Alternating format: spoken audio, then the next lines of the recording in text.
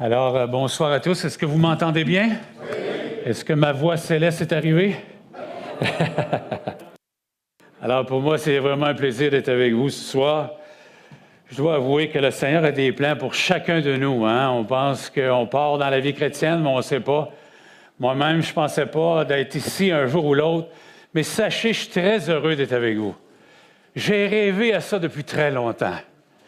Quand je me suis converti, vous savez, il y a 35 ans, je ne savais pas que j'étais un évangéliste.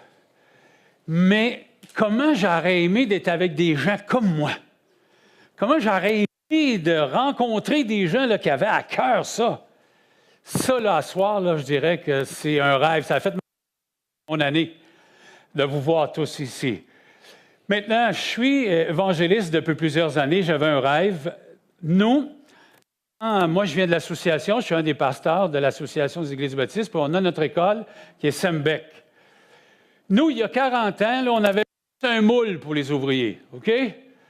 Tu étais intéressé à servir le Seigneur, on avait juste un moule. Savez-vous comment on finissait? Pasteur.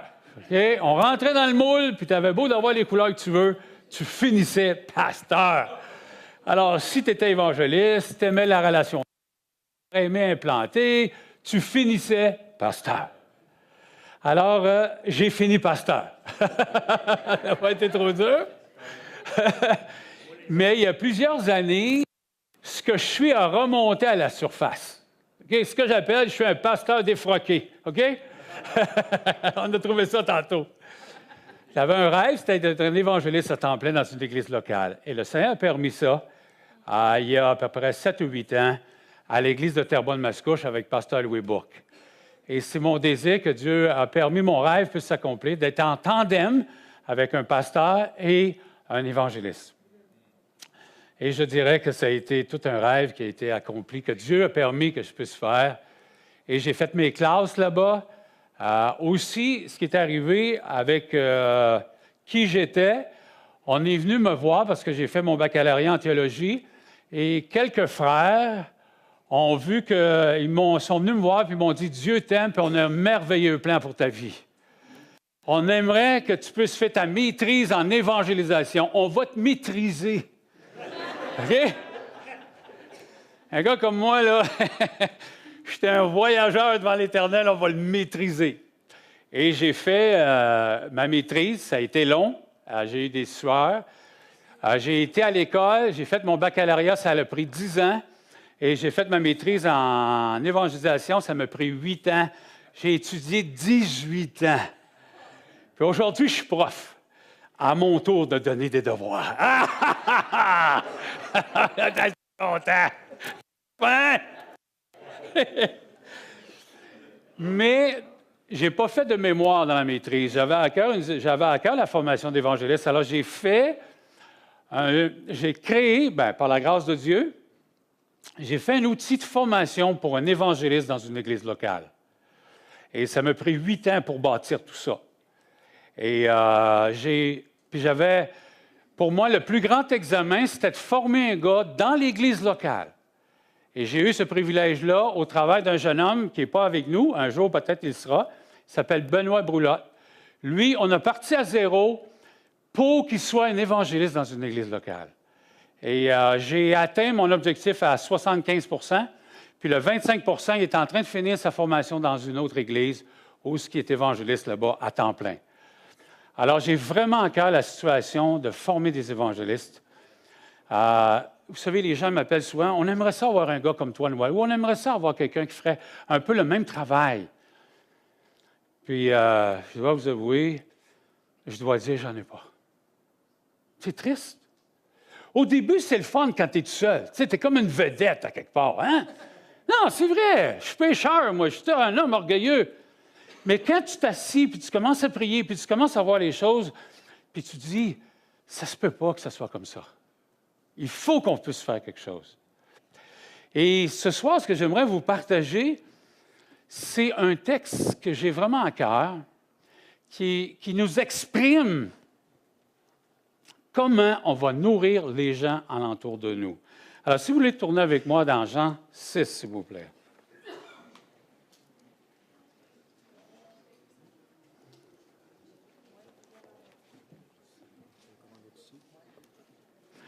OK, parfait, merci.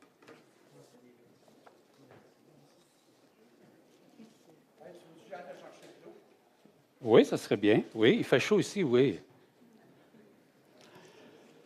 Alors, Jean chapitre 6, toute une histoire qui est là.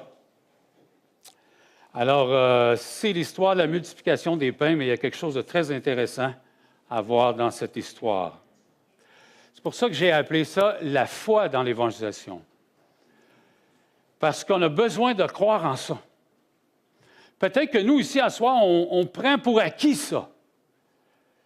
Mais vous savez, il y a plusieurs de nos frères et nos sœurs qui ont abandonné. Ils ont eu beaucoup de difficultés, ils ont été déçus. Moi, je suis à demi-temps à l'Église de Victoriaville, puis l'autre demi-temps, je l'ai consacré au Seigneur pour aider les autres églises. Parce que quand j'étais à l'Église de Terrebonne-Mascouche, quand vous êtes dans une église environ de 600, vous n'avez pas le temps d'aller aider les autres. C'est trop gigantesque. Alors, j'ai demandé au Seigneur que je sois à demi-temps, et puis, ma femme était très heureuse, parce qu'on vient de Victoriaville. Moi, je pensais de retourner à Victo à l'âge de 70 à peu près. Et puis, tout à coup, il y a une porte qui s'est ouverte, je l'ai pris. Puis ma femme me disait souvent, Noël, si un jour Dieu permet que tu me ramènes à Victo, là, tu iras dans le monde entier. Mais appelle-moi pour me dire que tu es vivant de temps en temps.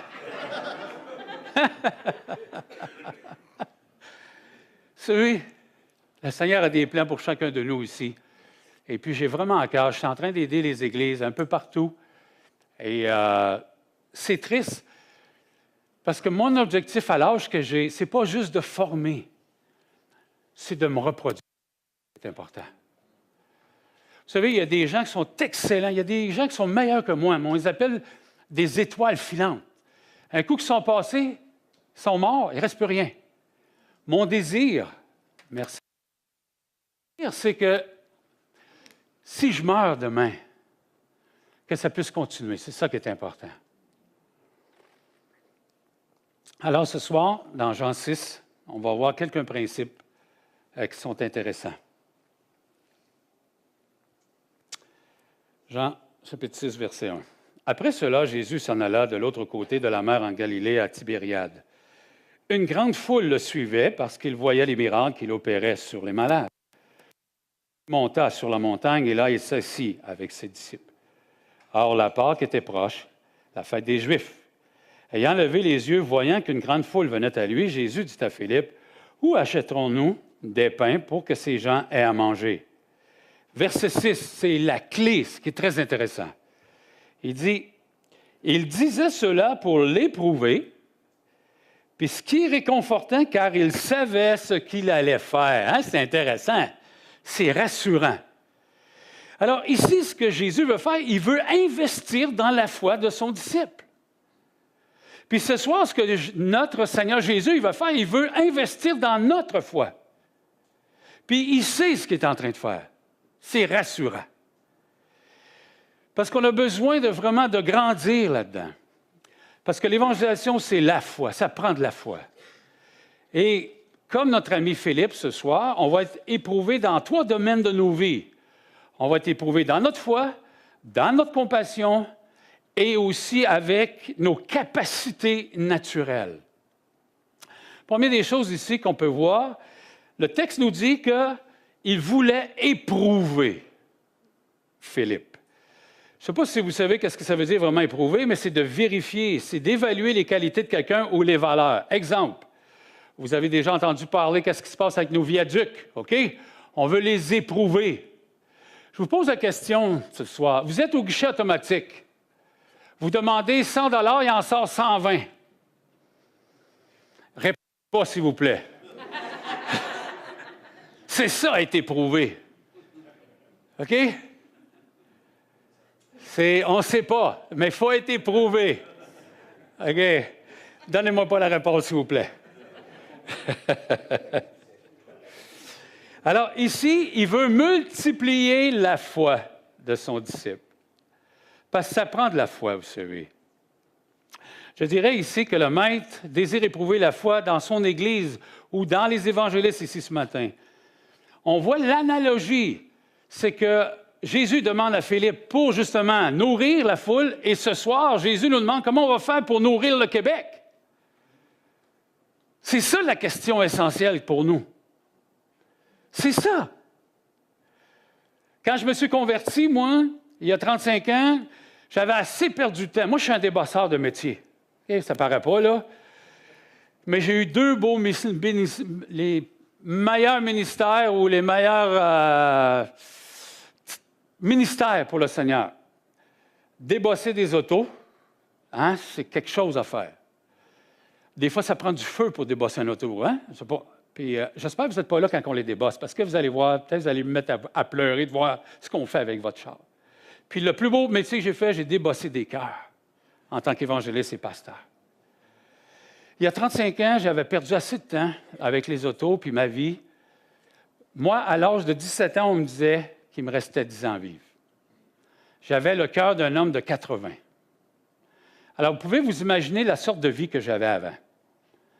Moi, je brûlais ça par les 3 bouts. Okay? Je dormais presque jamais.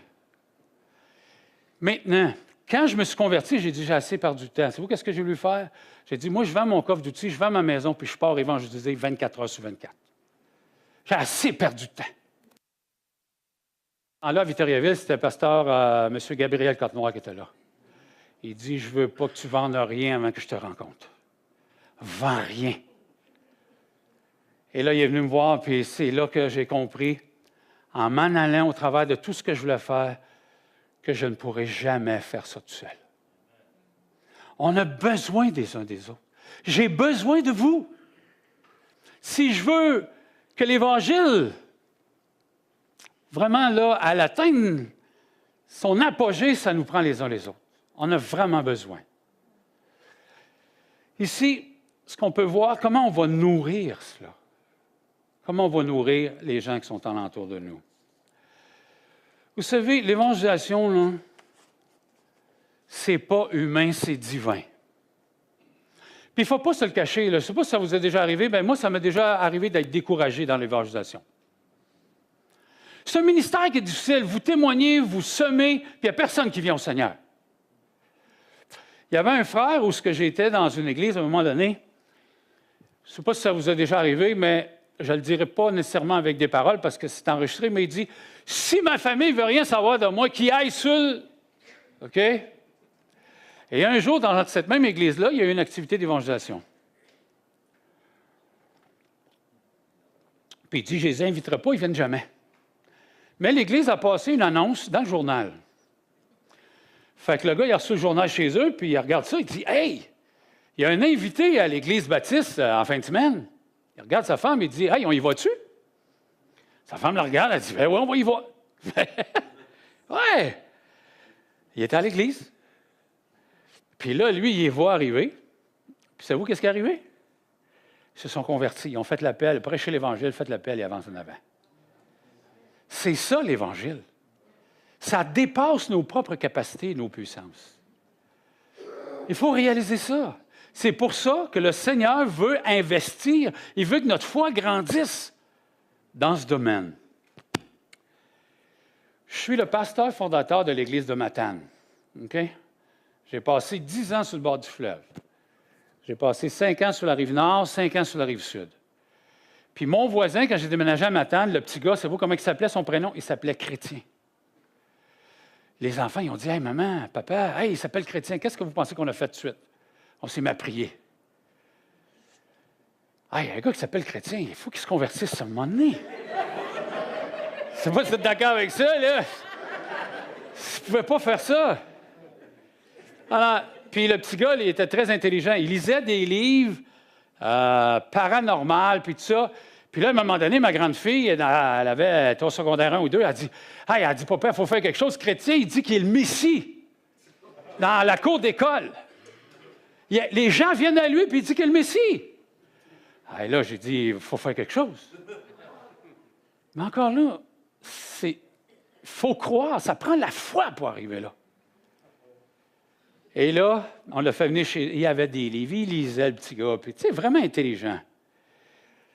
Et ce qui est arrivé, c'est qu'à un moment donné, son père, lui, c'est sûr là que c'était un jeune. Il n'était pas ado, pré-ado. Il faut être très prudent avec les enfants. Mais nous, c'était nos voisins. Ils venaient jouer avec nos enfants, puis tout ça. Mais son père, il n'a pas aimé ça. Puis moi, je ne suis pas habitué de me lever les yeux pour regarder les gens. Il avait une de ses paires de mains. Et puis, il m'a rencontré, puis il m'a dit, regarde bien, là. Si tu reparles de l'Évangile, là, ou à ta business à toi, là, je ne réponds pas de mes actes.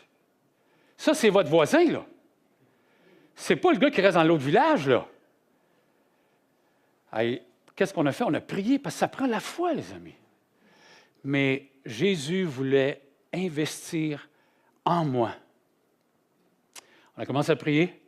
Puis moi, je suis débosseur de métier, je vous l'ai dit tantôt. Lui, il a acheté un vieux Jeep de guerre dans les années 2 mondiale. Il rentre ça dans le garage. Là, j'entends les drills, les buffers, mais il n'y avait rien qui se passait. Ça venait bien du bruit, mais rien qui se passait. Là, j'ai dit, Seigneur, tu m'ouvres une porte, je vais y aller. Et j'ai prié. J'ai dit, Seigneur, il faut que j'aille le voir. Là, j'ai été le voir. J'ai dit, Monsieur Thibault, il s'appelait Monsieur Thibault. J'ai dit, moi, je suis débosseur de métier. Là, ça me... J'ai gagné des galons là, envers lui. J'ai dit, j'aimerais ça vous aider. Là, je suis débosseur. Là, puis, ah oui, il dit, tu me chargerais combien? Bien, j'ai dit, de la pizza puis du Pepsi, ça vous va-tu? Ah, il a dit, c'est correct. Et savez-vous, j'ai gagné la confiance de cet homme-là. Puis son garçon, il s'est converti. Chrétien, un vrai chrétien. Aujourd'hui, notre ami ici est ancien à l'église de Gatineau. Chrétien Thibault, ça te dit-tu quelque chose, Gaétan? Un jeune homme? Il est là-bas. Ça faisait 25 ans que je ne l'avais pas vu. Je me demandais où ce qu'il était. J'étais arrivé, puis j'ai eu un ministère à l'église de Gatineau, puis on me dit, il y a un gars de Matane. Il dit, tu sais, le gars, tu nous parlais, le chrétien, là, le jeune homme, là, il est ici. Je l'ai trouvé. Écoutez, ça prend de la foi pour ça. Puis ça, là, il y a juste Jésus qui va investir ça dans notre vie. Puis il va nous mettre dans des situations qui vont être difficiles. Ça aurait-tu été beau si Philippe, hein, il aurait eu de la foi, là. Tu sais, nous autres, là, on a de la foi, mais lui, il ne l'avait pas. Ça aurait-tu été beau si notre ami Philippe aurait dit, tu sais, Seigneur Jésus, là, dans l'Ancien Testament, Élisée, là, il a nourri plusieurs de tes prophètes, avec juste quelques pains puis des épis, puis pendant plusieurs jours. Hey, ça aurait-tu été beau, hein? Mais s'il y aurait eu plus de foi, une foi forte, il aurait dit, Jésus, regarde, Moïse dans le désert, tu as juste à prier Dieu, il a nourri le peuple pendant 40 ans. Hein, ça aurait été beau qu'il aurait dit ça. Mais s'il aurait été un SS, un super, hein? Un super, là, il aurait dit, ça aurait été beau, super. Il aurait dit, Jésus, il est écrit dans l'Ancien Testament, l'homme ne vivra pas de pain seulement, mais de toute parole qui sort de la bouche de Dieu. Jésus, tes dieux parlent, ils vont être nourris. Ça aurait-tu été beau, hein? Mais qu'est-ce qu'a fait Philippe? Il a commencé à quoi? À compter ses scènes. Hein? C'est ça qu'il a fait. 200 deniers. Alors, vous savez, on a besoin de justice dans notre vie. Parce que quand on regarde là, 7 millions, 8 millions, quand on regarde le Québec, c'est grand le Québec. Je ne sais pas si vous avez la géographie du Québec. Moi, des fois, ça me prendrait un avion. C'est pas malin. Je fais 50 000 km avec mon diesel. Mais ça me prendrait un avion, ça irait mieux, là. Un jet, ce serait super. Maintenant, voyez-vous, ce qu'on peut voir, c'est que Jésus veut investir. Jésus aussi veut éprouver la compassion de Philippe. Parce que dans l'histoire, on se demande pourquoi il a pris Philippe et qu'il n'aurait pas pris un autre. Bien, si vous remarquez, il était où est-ce qu'il était? On nous dit qu'il était à Tibériade, Galilée. C'était dans le coin de Bethesda. Puis, dans Jean, on nous dit que Philippe vient de là. Ce qui est très intéressant, c'est que Jésus pousse Philippe à penser aux gens qu'il connaît. Il vient de ce patelin-là. Et vous savez, on a vraiment besoin de réaliser le motif pour l'évangélisation, ça nous prend de la compassion. Il faut aimer les gens. Il faut voir leurs besoins. Vous savez, j'ai battu mon record, je pense, de visite. il y a à peu près 3 ans. Dans une année, j'ai 300 visites. Vous pouvez vous imaginer le gallon de café que j'ai bu dans cette année-là. Les gâteaux, les tartes. Moi, je mange la tarte à 11 h le matin avec de la crème glacée. Je suis obligé de dire non. Les gens me disent, comment tu fais pour te tenir? Bien là, j'ai dit, moi, j'ai quelqu'un qui m'aide aussi à la maison, mais je suis obligé de dire non. 300 visites, ça fait presque une visite par jour dans un an. Vous savez? Mais pour faire ça, c'est pas parce que je suis meilleur que vous, mais je reconnais la compassion que Jésus a eue envers moi. Moi, c'était l'enfer qui m'attendait. Ma vie était finie. Moi, je devais mourir à 27 ans. C'est ça que j'avais qui m'attendait comme héritage. Alors, quand on saisit cette compassion-là, bien, elle va passer au travers de nous comme un canal pour les autres. On a vraiment besoin de réaliser cela. La compassion va nous encourager à sortir. Hey, tu sais, quand il fait moins 35, là, puis quelqu'un va entendre parler de l'Évangile, il faut que tu aies de la compassion. Vous êtes d'accord avec ça? Puis plus que je vieillis, plus que j'ai envie de rester chez nous. Ça prend de la compassion pour nous sortir de notre zone de confort.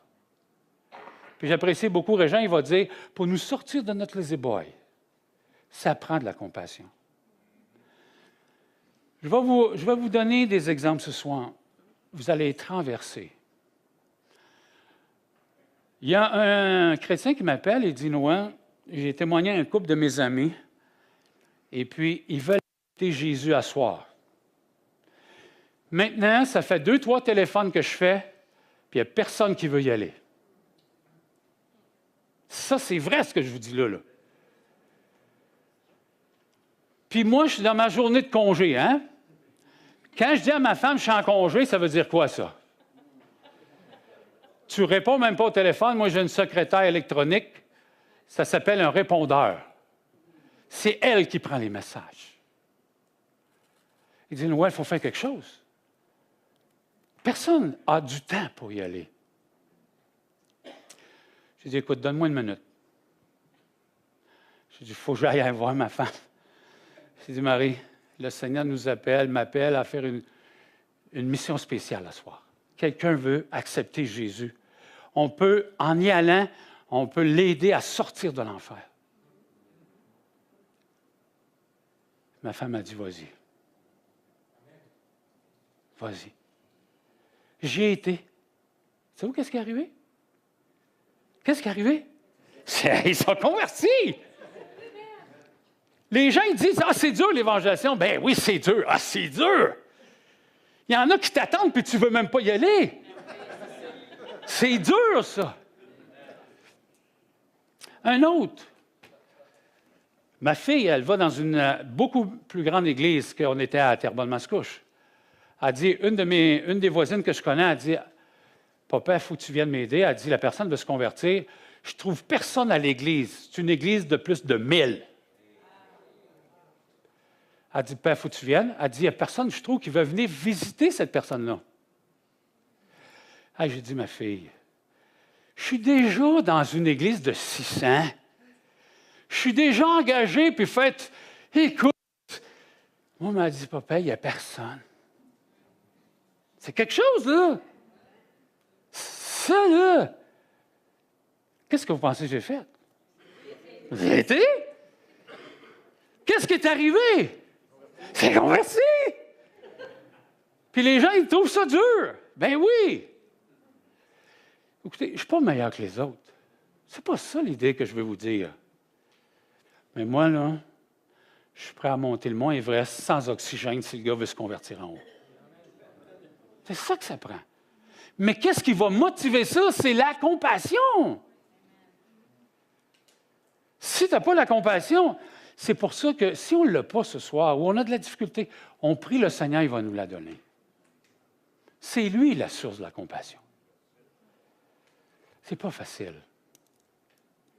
On a besoin que Dieu investisse dans nos vies. J'ai eu le privilège de, comme je vous ai dit tantôt, d'être sur la côte sud, la côte nord. On a fait tous les villages. Moi, cette valeur, je n'ai pas écrit tout ce que j'ai fait. J'aurais aimé ça parce que des histoires, là, il faudrait passer ça toute la nuit, là, pas de problème avec ça, puis une semaine peut-être. Mais on a fait tous les villages, porte à porte. On a fait les réserves autochtones. Fait que tout ce qui passait devant nous, là, on prêchait. Il faut avoir de la compassion pour aller sur une réserve des Autochtones. Une fois, on allait là le samedi généralement. Puis là, on rentre à sa réserve et on s'est dit, hey, par quel bout qu'on va commencer? Hein? Mais Dieu, il était là. On a vu une main sortir d'une fenêtre. Fait qu'on était deux, j'ai dit, je pense que c'est là qu'on va... On devrait commencer par là! Littéralement! Mais partir le samedi matin, là, quand tu travailles 40, 45 heures, 50 heures, puis d'aller voir une autre culture, d'aller voir une nation, là, ça prend de l'amour. C'est pour ça que dans Jean 3,16, « Car Dieu a tant aimé le monde qu'il a donné son Fils. » C'est un modèle pour nous, la compassion. Alors, le Seigneur va nous éprouver dans ce domaine. Puis, qu'est-ce que vous allez répondre? C'est ça qui est important pour vous. Moi, je prêche, là, j'ai combien de temps? Là? Je peux rester ici jusqu'à minuit, là, je ne sais pas. Là. C'est à quel âge je vais finir? Excusez-moi. Attends.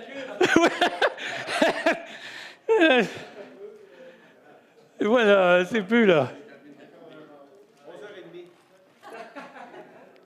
Non, vas-y. Donne-moi un temps, là. Jusqu'à 9h10, OK, parfait. Oui, c'est parfait. Alors, voyez-vous, ce qui est très intéressant, c'est ça. Maintenant, si vous remarquez, notre ami, au verset 7, je n'ai pas utilisé le PowerPoint, mais le verset 7, voici, il est éprouvé vraiment dans ses capacités personnelles. Philippe lui répondit, « Les pains qu'on aurait pour 200 deniers ne suffiraient pas pour chacun en reçoit un peu. » Alors, ce qu'on est en train de voir ici, 200 deniers, c'est à peu près une journée de salaire. Il dit, « Écoute, ils sont tellement là, on n'arrivera pas. » Et vous savez, on est éprouvé dans ce sens-là aujourd'hui. On va tous être éprouvés dans nos capacités. Parce qu'on dit, regarde, on a juste 24 heures par jour. On est limité en ressources humaines. On est limité en ressources financières. T'sais, moi, je prie que les chrétiens aient en face de l'argent. Oui. Pourquoi? Pour qu'ils puissent l'investir dans le royaume de Dieu. On a besoin de ça. Une des raisons pourquoi on n'a pas beaucoup d'évangélistes, il y a une raison monétaire qui est là. Vous savez, ça coûte quelque chose former. Ça prend des sous. Ça prend du temps. Je vous pose la question, quelle est la denrée la plus rare aujourd'hui? Est-ce que c'est le temps ou l'argent? C'est le temps. Un de mes grands défis, moi, quand je veux recruter et que je parle de l'évangélisation, c'est tout le temps la même chose qui revient. J'ai pas le temps. J'ai pas le temps. Alors, on n'a pas de temps. Qu'est-ce qu'on va faire pour l'année 2015, 2016, 2017, Seigneur, pour le Québec? Qu'est-ce qu'on peut faire? On commence à compter nos sous, puis on va dire, regarde, Seigneur, on n'est pas capable. C'est ça. La question, elle a atteint son but. Qu'est-ce que Philippe est en train de lui dire, là? C'est quoi? On ne sera pas capable. On va en manquer. On n'est pas capable. Maintenant, ce qui est très intéressant dans cette histoire-là, c'est que l'histoire ne se termine pas là. C'est ça qui est intéressant. Regardez le verset 8 et 9. Philippe, là, lui, là, il a dit chute. OK? C'est fini pour lui. Mais il y a un autre gars qui arrive, André, frère de Simon-Pierre, lui dit, « Hey, on a un petit garçon qui a 5 parents et 2 là, pourtant, 2. » C'est sûr que le petit gars, quand il est parti le matin, il ne savait pas qu'il amenait un gros lunch, là, hein? Lui, il ne savait pas qu'il était pour nourrir 5000 personnes avec ça. Il ne savait pas. Mais là, il était pour voir ce qui était pour se passer. Mais vous savez, Philippe, lui, il a fini. Il n'est même pas capable de partir. André, lui, il dit, « Moi, je n'ai pas grand-chose, Seigneur, mais je suis prêt à partir. Je te l'amène. » Puis qu'est-ce que le Seigneur a fait avec ça? Il a multiplié. Il a nourri tout le monde avec ça. La question ici de Philippe, puis d'André, la différence, c'est qu'il y en a un qui avait oublié qui était Jésus, on dirait. Puis l'autre, il y en a un qui savait qui était Jésus. Parce qu'il y avait déjà eu des miracles avant. Nous, à soir, ce qu'on a besoin, là, c'est de ne pas oublier qui est Jésus. Nous, à soir, ici, peut-être qu'il y a des gens qui disent « Hey, non, Noël, parle-moi pas du Québec, c'est 7 millions. » Il y en a à soir, peut-être qui se sont dit « Non, on ne part même pas. » Il y en a peut-être ici qui vont dire « Hey, regarde, on est, je ne sais pas combien, là, mais si on part avec ça et on donne ça au Seigneur, qu'est-ce qu'il va faire? Il va faire le miracle. Il va faire le miracle. » Vous savez, quand les gens me disent que les Québécois ne sont pas ouverts, là, je me fais une petite autothérapie à soir avec vous, là. OK? Moi, quand je rencontre les gens, c'est vrai qu'ils sont tannés de la religion. C'est vrai, ça. Mais de la spiritualité, ils sont ouverts à en parler. Le problème, ce n'est pas les gens dehors qui sont fermés. C'est nous, en dedans, qui est fermés. C'est ça, le problème. Hey, moi, écoutez, j'ai eu le privilège, je ne sais pas qu'est-ce que Dieu fait, mais dans le sens que j'ai le privilège de conduire des gens, là, généralement, assez souvent au Seigneur. Puis je pourrais en conduire plus, mais quand j'ai le privilège qu'un enfant vient au monde, j'en prends soin. Former un enfant pour devenir un adulte, ça prend du temps. Il y a des gens qui mettent des bébés au monde, puis ils les laissent sur le bord du trottoir, puis on ne sait pas où ils sont rendus, là. OK? Il faut être là. Il faut être disposé. Il faut prendre nos petits pains, nos petits poissons, puis dire, Seigneur, il faut prendre nos petits dons. Regarde, on n'a pas beaucoup d'argent, on n'est pas plusieurs, mais toi, Seigneur, tu vas faire le miracle. Puis je dis toujours aux gens, tant qu'on ne se lève pas, vous ne pouvez pas voir la puissance de Dieu. Pas. Mais levez-vous, puis commencez. Puis Dieu, là, il est puissant, parce que là, je suis en train de débriefer à Victoriaville un ancien témoin de Jéhovah. Ça, là, faire ça, là, ça prend juste la puissance de Dieu. Ça prend juste la puissance de Dieu. Quand tu es élevé, tu es né, puis que Dieu te donne la grâce de comprendre, là, mais il faut s'en occuper. Ça prend du temps. C'est ça. Ça prend du temps. Alors, il faut donner notre temps, nos sous. J'aimerais juste terminer avec ça. Le Seigneur est en train de nous donner une académie des évangélistes. C'est un cadeau qu'il nous fait. Combien de temps j'ai rêvé à ça? Combien de temps, là, aujourd'hui, je suis prof à Saint-Bec, puis on travaille là-dessus, puis on discute. Mon rêve. Mais c'est à nous. Dieu est en train de nous le donner. Mais ça va prendre de la foi tantôt pour ça. Ça va prendre de la compassion tantôt. Tantôt, vous allez dire, on n'a pas nécessairement toutes les capacités physiques. Même les profs, on les prend où? Les gens sont contents, là, je comprends Guy, puis tout ça, les gens sont contents de me voir parce que oui, moi, où ce que je performe, c'est sur le terrain. Moi, je fais la formation sur le terrain. Je fais la formation des évangélistes. Oui, on a besoin des classes. Mais moi, je fais des visites, puis je forme les gens sur le terrain. Des fois, j'ai amené jusqu'à 7 personnes avec moi pour faire une visite. Hey, Noël, arrête-toi, là. Hein? OK. Mais les gens, il faut qu'ils voient ce que tu fais. Moi, j'aurais aimé ça, voir quelqu'un faire. Moi, j'ai appris sur le tas. Écoutez-moi, les gens ils me disent, hey, toi, Noël, tu es sage là-dedans. OK. Savez-vous, c'est quoi la sagesse, la définition de la sagesse? C'est la somme de nos bêtises. C'est vrai, ça. J'en ai assez fait de ça. Ça, écoute, j'ai fait des niaiseries, là. Que Dieu me pardonne. Mais j'étais tellement enflammé là, que des fois, j'ai resté jusqu'à 1h du matin dans une maison. Le gars, il commence à travailler à 5h, lui. Là, tu dis au gars, je peux-tu revenir? Ah, il l'a... lui-là. J'en ai fait des niaiseries. Malheureusement, j'aurais aimé ça avoir un grand frère aux côtés de moi. OK? Vous allez avoir M. Habib. C'est Michel Habib, mon mentor. C'est lui qui m'a introduit dans le ministère. Ce que Michel a fait, c'est merveilleux. Tous les livres d'évangélisation qu'il trouvait, il me les achetait puis il me les donnait. Il m'a nourri là, avec ça. Là. C'est sûr il m'a... Mais il savait le don que Dieu m'avait donné, puis il voulait faire tout ce qu'il pouvait en son pouvoir pour arriver là.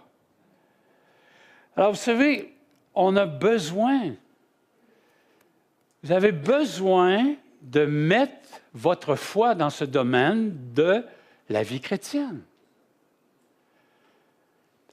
C'est sûr que, écoutez, ça prend de la foi pour faire ce qu'on fait. Il faut y croire. C'est pour ça que souvent, écoutez, moi, là, je rentre dans des églises des fois, là, les gens me voient, là, Paul Morissette. Lui, s'il vient ici, là, il ne viendra pas nous parler d'évangélisation ici à soir. Puis là, il apprend que l'Église m'a engagé. Il a quasiment envie de changer d'Église. Je sens ça. Parce que l'évangélisation dans nos églises locales n'est pas dans le noir, elle est dans le rouge. Les gens sont désabusés. Hein? Je me souviens toujours, j'avais amené un monsieur, puis il dit, « Moi, je ne veux plus y aller. » On dit que le gars, il est ouvert. J'arrive là, il écoute le hockey, il ne me regarde pas, puis « Hey! » Il dit, « Là, c'est ça l'évangélisation, moi, je ne fais plus. » Il était découragé. Il n'y croyait plus. Il n'y croyait plus. Peut-être ici, on est une masse de gens qui y croient, mais on n'a pas fini d'y croire. Il faut aller plus loin que ça dans notre foi. Peut-être que Dieu nous appelle ici là, pour venir à temps plein. Peut-être des itinérants aussi. Il y a toutes sortes de formes d'évangélistes qu'on a besoin. Et ça, moi, je les recherche. Je demande au Seigneur, Seigneur, il faut que tu nous donnes les évangélistes d'Éphésiens 4. Les évangélistes, rassembleurs, équipeurs et leaders. Pourquoi? Pour le perfectionnement des saints. On a besoin de ces gens-là. Je vais vous donner j'ai un peu de temps encore. Je vais juste vous donner quelques informations que j'ai faites avec les années. Chez nous, dans notre association, on est à peu près 9000 membres le dimanche matin. Il y a 9000 personnes à peu près. Bon, ici, il y a plusieurs tribus de représenter, je ne sais pas, mais je vais juste vous donner. Les spécialistes nous disent que dans une église ou dans une famille d'église, on a entre 5 et 10 d'évangélistes. Ce qui veut dire, chez nous, on a 900 évangélistes naturels. 900 évangélistes naturels. On les reconnaît facilement, ceux-là. Savez-vous comment on fait? C'est à la réunion de prière ou n'importe où. Hey, j'ai rencontré Joe, j'allais témoigner. Il faut prier pour Isabelle. On les voit tout de suite, ils sont naturels. Ils le font naturellement. Maintenant, ce qu'on n'a pas, c'est des évangélistes formateurs. Ça, sur 900, on va en trouver à peu près 90. Parce que les évangélistes naturels, c'est rare qu'ils sont capables de communiquer leurs dons. Ils ne sont pas capables d'amener quelqu'un avec eux pour leur montrer. C'est ceux-là que je recherche aussi. Mais parmi ces 90-là, il y a seulement 10 qui vont être des leaders, équipeurs, rassembleurs. Hey, on est rendu à 10 à peu près. Là. Ce que vous voyez chez nous, là. Mais moi, c'est ceux-là que je cherche. Puis c'est des oiseaux rares. Hein. Ils ne sont pas faciles à trouver. Alors, dans chacune de vos tribus, vous avez les mêmes pourcentages à quelque part. C'est pour ça que l'académie, c'est important. On ne peut pas négliger ça. Puis moi, l'effet que je vais dans les églises, je les aide, je dis, mettez des plateformes pour que les évangélistes poussent.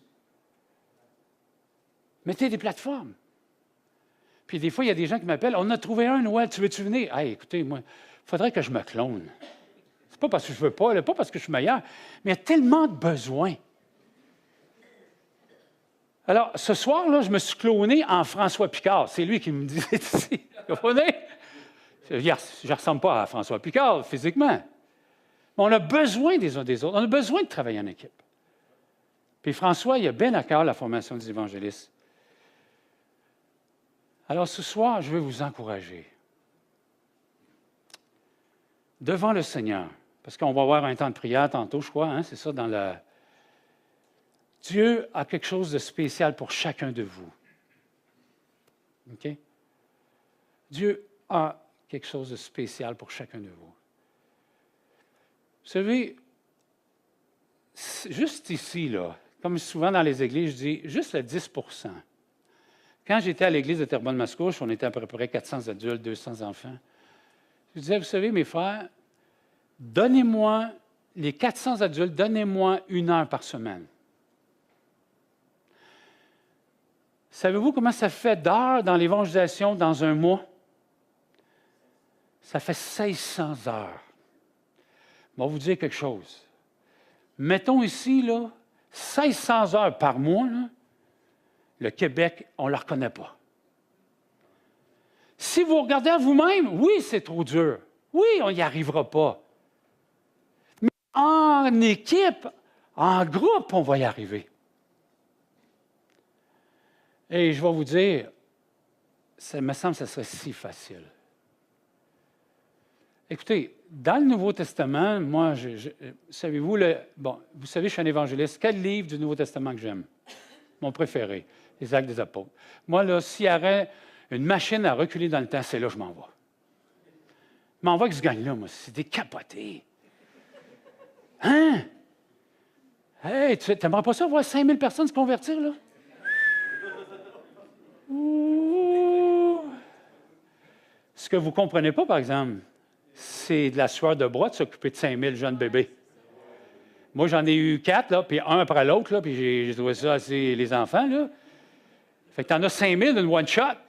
Hi. C'est drôle aussi. Les gens, souvent, regardez, j'étais pasteur dans une église, puis à un moment donné, je suis arrivé là, on était à peu près 60. 2 ans après, on était à peu près 150. Puis là, les gens, ils prient. « Ah, Seigneur, fais grandir notre Église. » Parce que les gens, puis vous ne comprenez pas nécessairement, comme moi, j'ai compris, c'est pour ça. Mais on dirait qu'on...